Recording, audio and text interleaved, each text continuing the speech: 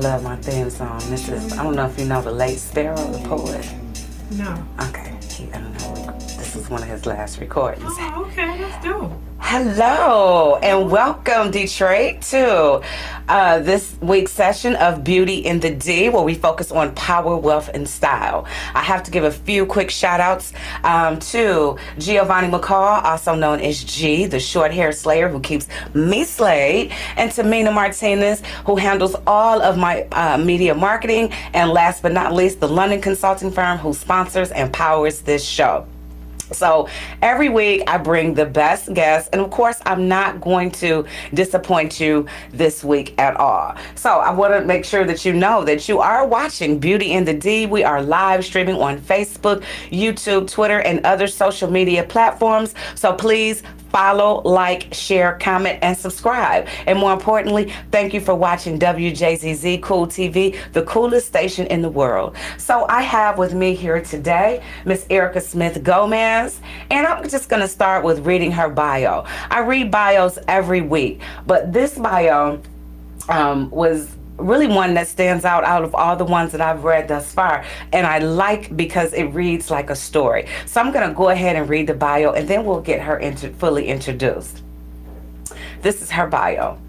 I'm just a girl from the south side of 8 Mile Road that many people fear to venture to, but that very same hood gave birth to some of the most original talent known to the world.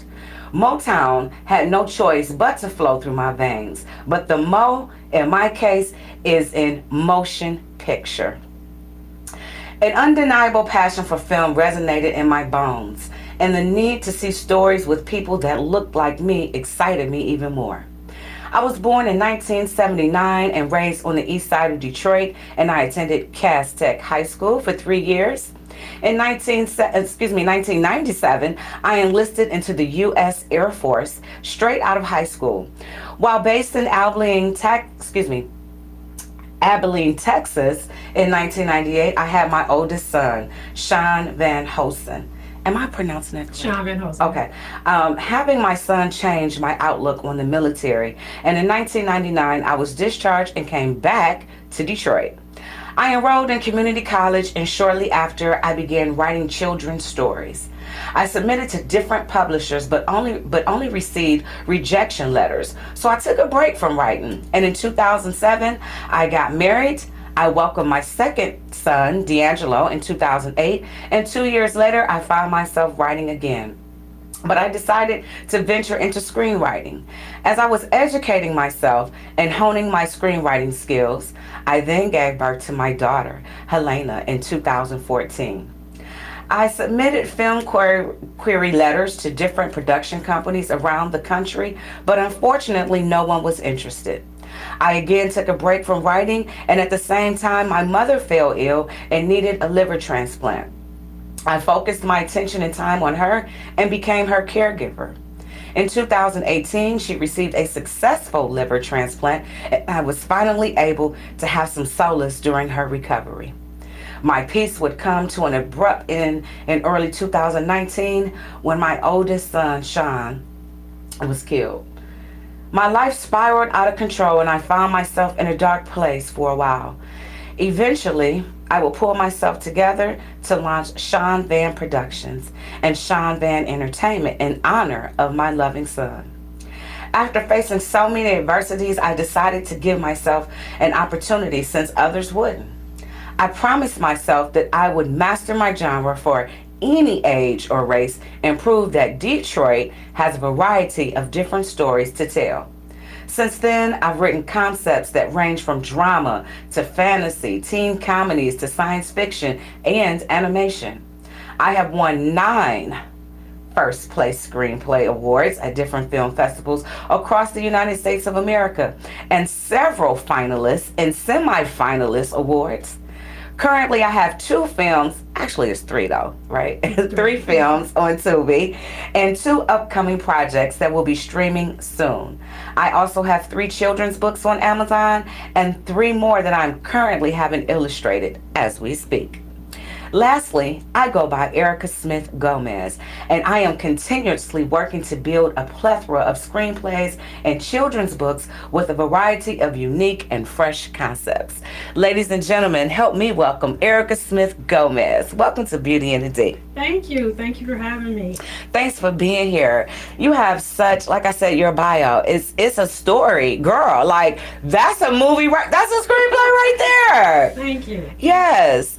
So before we get right into the movies and Tubi, because you know Tubi is hot, and we in Detroit we support Tubi and we love Tubi, and I feel like the Detroit movies be some of the realest, the best. I feel like I can just resonate with the lingo, you know, of course the backgrounds and the scenery, you know, and we feel like we can be a part of the movie. But I want to start right with the Air Force. Okay. So What made you go to the Air Force in the first place? I guess I kind of was over school, so I was like, I want to do something different. Instead of going to college, I'm like, I want to do something different. And so I went into the Air Force. They have the coolest uniforms, though. They do, and they are the think tank. So, I was like, okay, they're the think tank. They're the last of the last to go to war. So, yeah, that was the best part. Because when they come, they shutting it down. Yeah, I know. Yes. So, what hood you from? I'm from the east side of Detroit. So, I started on Promenade off of Hayes and Auto Drive. Okay. And then my mom and my stepdad, they bought a house over off Meringue and Cashew on Dupre. Okay. And so I know that area very well. yeah, so that's my hood. Like, That's real Detroit, too. yeah. And those houses over in that particular area, the architecture on those houses, I mean, it's just so different. Those are some nice brick homes over there. So you're a real Detroiter. I am. Yeah. Period. So, in the Air Force, how did it change? You coming from the East Side, Cass Tech too. I know. What was it like? I mean, just the training. Man, the training, like, when I got to basic training, it was something else. Like, it was a mind game. So at first I was losing that mind game, but then once I realized That it was a this is game? mind game, Yeah. So I successfully completed that, and I went to tech school in Mississippi, Okay. and they based me in Abilene, Texas, and I started working with the flight crew. So I worked to make sure that they had all their training and they were qualified to fly. Wow. So that's my, a like, big job. It is, like, they threw me right in there with the officers. So Okay, so that was an experience. Were you in ROTC or anything before No. that? No. So I'm just trying to see, no, I went Okay. like with nothing. So my drill sergeant picked on me every day. Like, what do you call me? A big dummy. I was the big dummy of the flight. Yeah.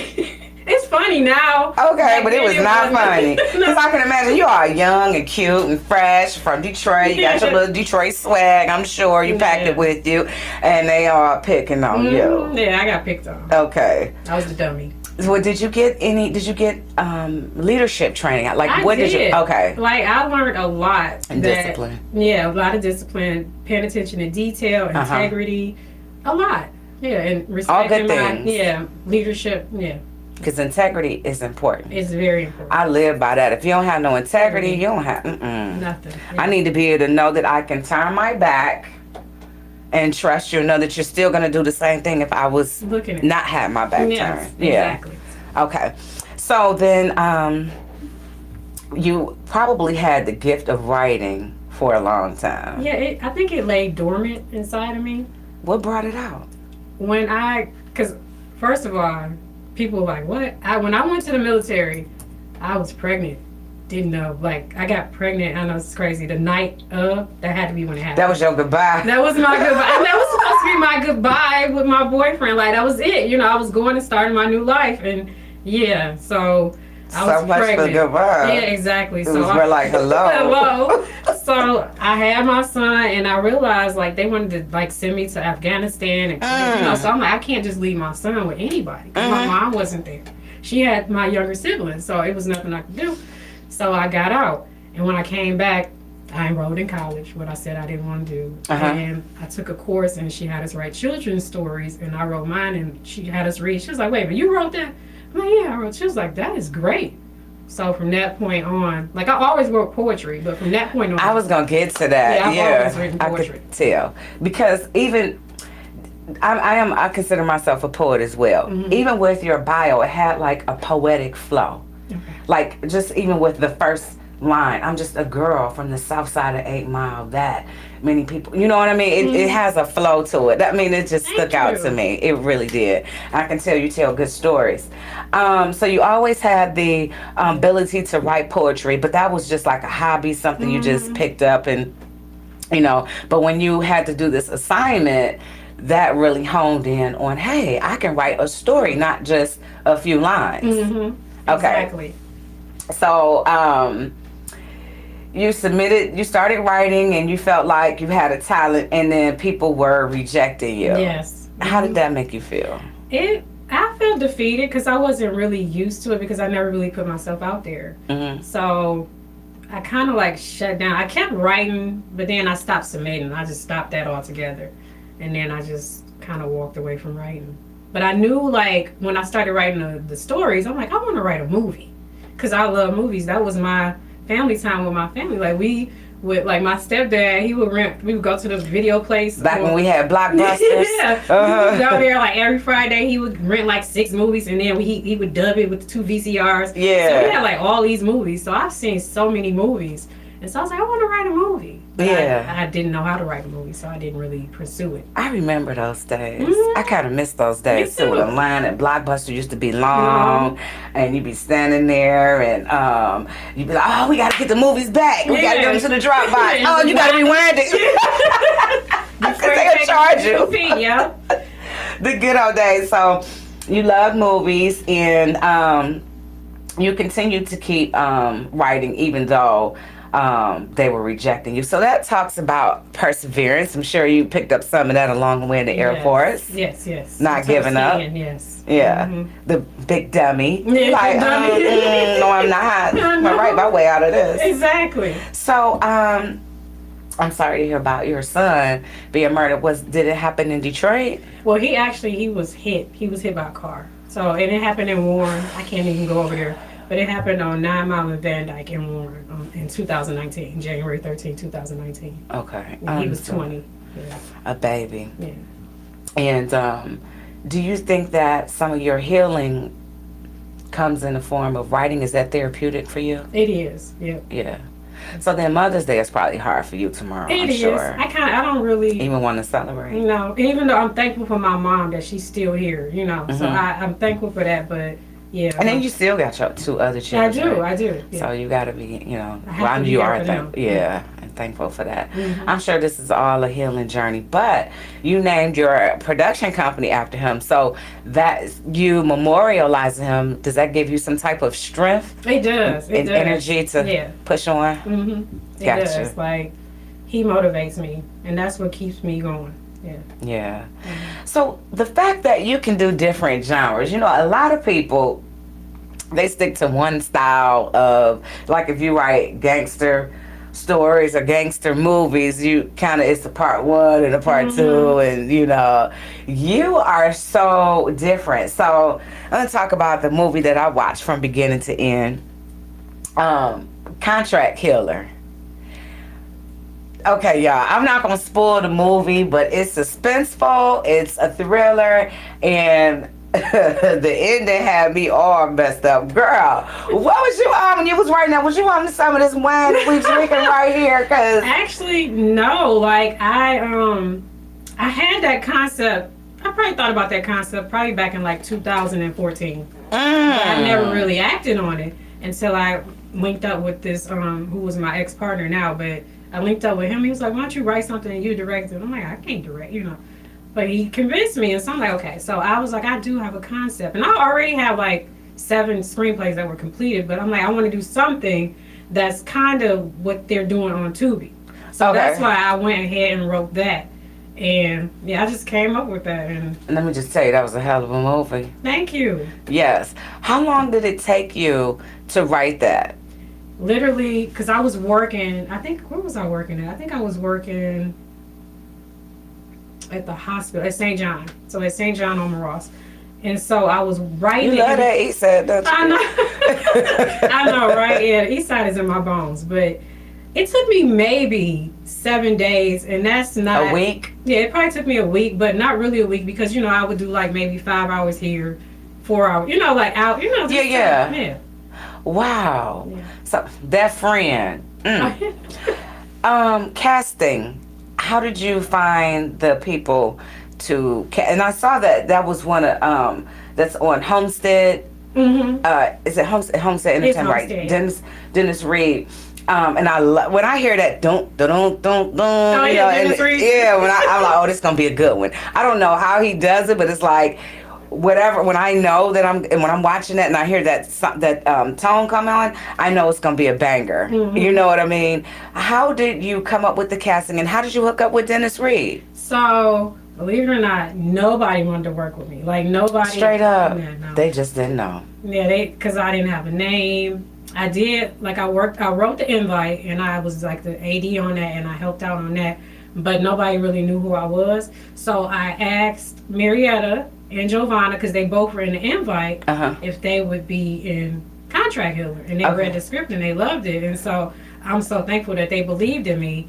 And then my ex-partner, he knew Will Coleman. Okay. So he reached out to Will Coleman. Will Coleman liked the script. So that's how I got them. And then everybody else kind of just fell into place. Wow. So they read it. They didn't reject it. They was like, oh, that's what's up. We want to do it. Okay. So, I got to do our station ID. Hey, you're watching Beauty and the D, where we focus on power, wealth, and style. We're live streaming on Facebook, YouTube, Twitter, and other social media platforms. Please follow, share, comment, like, and subscribe. And thank you for watching WJZZ Cool TV, the coolest station in the world. We have with us today Erica Smith Gomez, and we're just sitting here talking about her accomplishments in the motion, in the cinematography avenue. And so you got these guys to come on with Contract Healer. They read the script. They was like, it's bomb. It's a bomb movie. Listen, go on Tubi and watch it. I'm telling you, you're not gonna believe the ending, but I will say that best friend. Can't trust these. You know what they say. So they you did, basically they read it and were like, okay, we want to do it. And then the casting of the other people, you said, it just kind of fell in place. Yes, I kind of got a few people to reply and to audition, so that worked. So when you say reply, how did you? I reached out to. I had to email, like, he had a list of all these actors that had applied before, so I just went through, like, hey, I got this script that I'm about to start filming. I need a cast for certain parts. So a lot of people reached out to me from that. Okay. But me just posting, like, I'm having a casting call, yeah, nobody really. Wow, so that's how that works in Detroit. That's how it worked for me. Okay. Yeah, that's how it worked for me. And then Will put me in touch with Dennis Reed, because he knew Dennis Reed. And I talked to Dennis, and then later down the line, he saw my trailer, and it premiered. Ah, awesome. You know, Detroit, so I like how you put that down, the Mo, right? We were known for Motown, but now we really are getting known for motion pictures. We're really playing in that space. And how I know, I see people from different places, especially in Atlanta, commenting on our Detroit movies. Like, other people like them, like, to us, we probably feel like, because we can resonate with it, especially like I was saying before, like the language, lingo, we have our own kind of style in the way we talk to one another, like, just certain things that we say from Detroit that we know, like, first of all, what up, dog? I'm out here, like, we know our, other people are like, I'm out here. Okay, yes, I'm out here too. No, I'm out here, like, I'm getting it. Yeah, we all have our own. Yeah, but we got something special here. So I'm proud of you and all of the Detroiters out here that's just putting us on the map with these movies. So how long did it take to film Contract Healer? So the DP, which was my partner, he had a full-time job. I quit my job to pursue this. I know. Okay, hold on. Easy. Let's toast to that, because I am a serial entrepreneur myself. Yeah. And that takes a lot of... It's still a lot.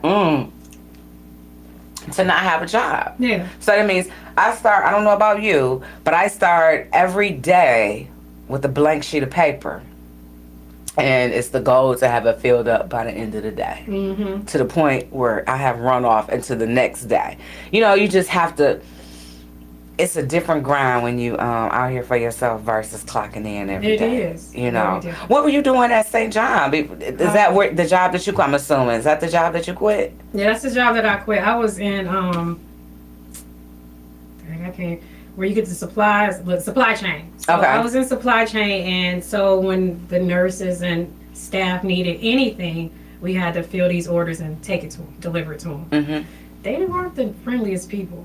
Like it was, they would belittle you. It was More insane. belittling than the Air Force. Yes, Because the Air Force was playing games. Yeah, they These played people was mind just games. being These straight up people- nasty. Yeah, yeah. And you think Mhm. like you're supposed to have a great bedside manner, but you're treating me like- Yes, how are you imagine treating your these patients. Yeah. Yeah. So it wasn't easy. Me being in the Air Force, everybody makes fun of me. I've had probably like 50 jobs. Like, but I realized like it's not for me. That's why I was never happy because I'm not a corporate America girl. That's not for me. I'm an artist, you know. You're an artist. And I was trying to fit myself into this box Mm-hmm. that where I didn't belong. And no offense to anybody who's corporate America. Oh yeah, none at But all. it's just not me. Yeah. Yeah. You like Erica Badu. I'm an artist and I'm sensitive about my shit.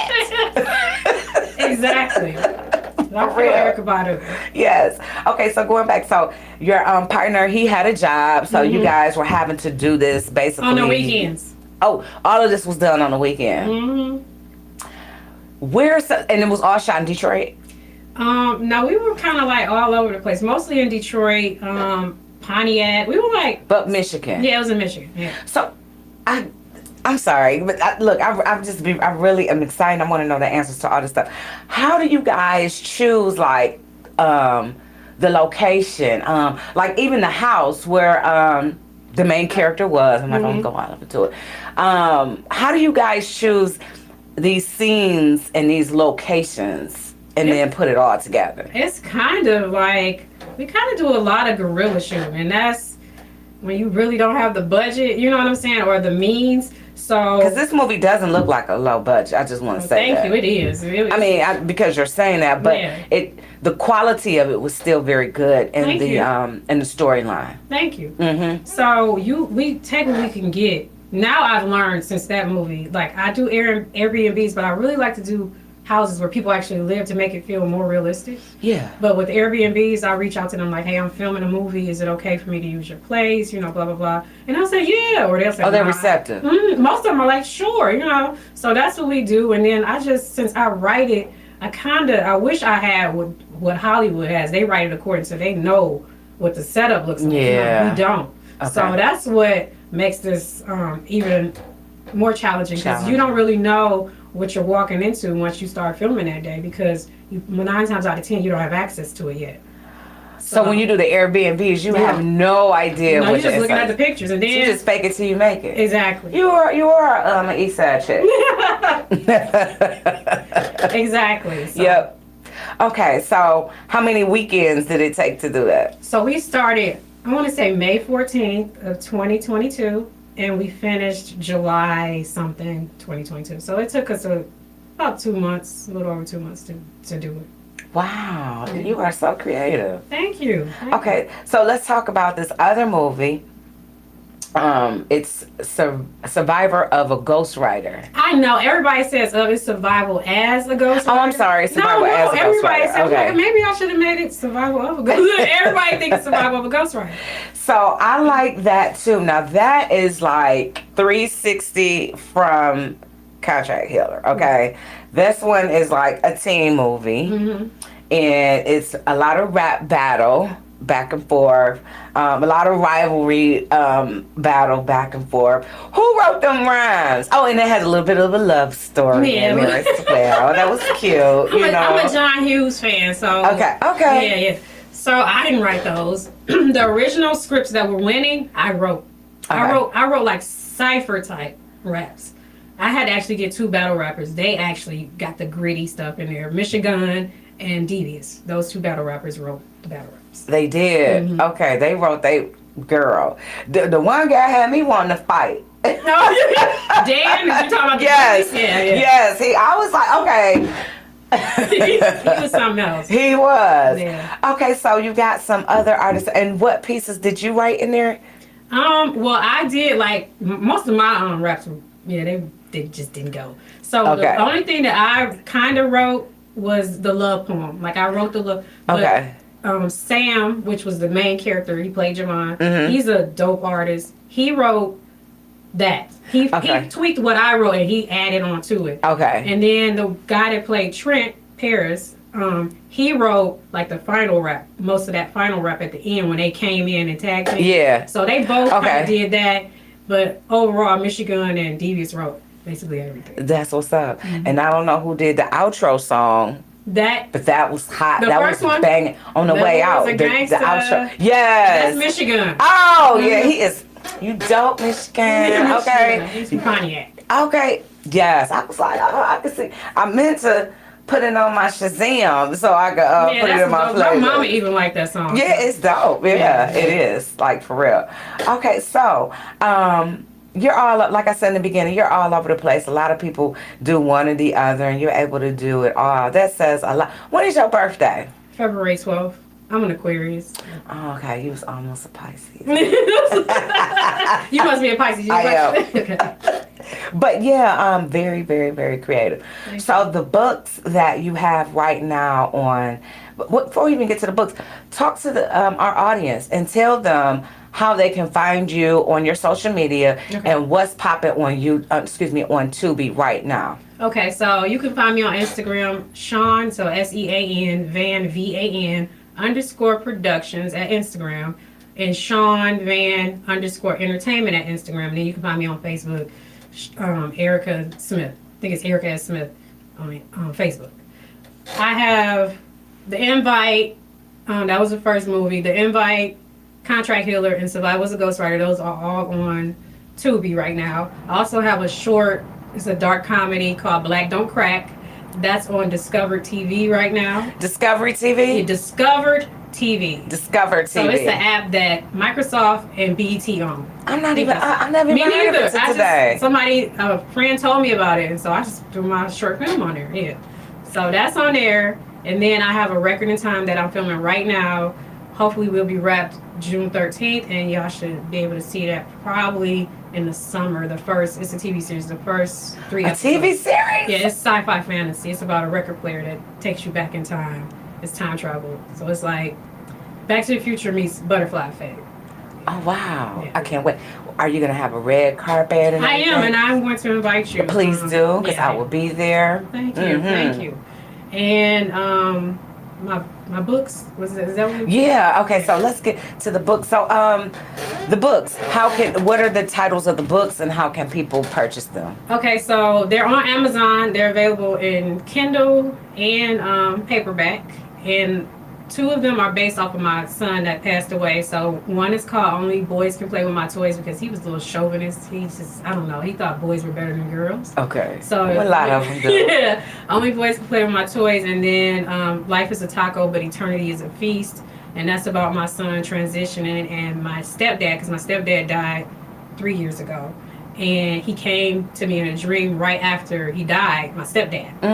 And he, I was telling him I was sorry, that he was gone, and he was like, it's okay. And I thought about it, I knew my son was gone. And I was like, did you see Sean? This is real quick. And he was like, he peeped in. I was like, is he okay? He was like, Sean's life was a taco, but where he's at, he's feasting now. So I'm like, what? I didn't understand it. So I looked to my sister, because she was in a dream. She was like, Sean's life was short. It was small like a taco, but where he's at, he's feasting it's a party. now. Oh. Yeah, and I was like, oh. And so I looked at my stepdad. I was like, thank you. And he was like, he smiled and he was gone. And I woke up, sat straight up, and I was crying. And I wrote that book real quick. Wow. Yeah, so it's for families and more so young kids who lose a sibling or a parent, to help them with grieving. So. Kids need that. I never even thought about that. Grieving for children is so much different than because us as adults. My daughter was small, so I think she was like 3 or something when my son passed away. I can't remember. He was like 16 years older than her, because she's only 10 now. But what age I know, yeah. But look at God, how he yeah. So you still, you know what I mean? Mm-hmm. I'm sure that the baby, your daughter, gave you that strength. I know it was hard. Yeah. I can't say I know because I haven't been there, but I am a mom, and I just know I would be devastated.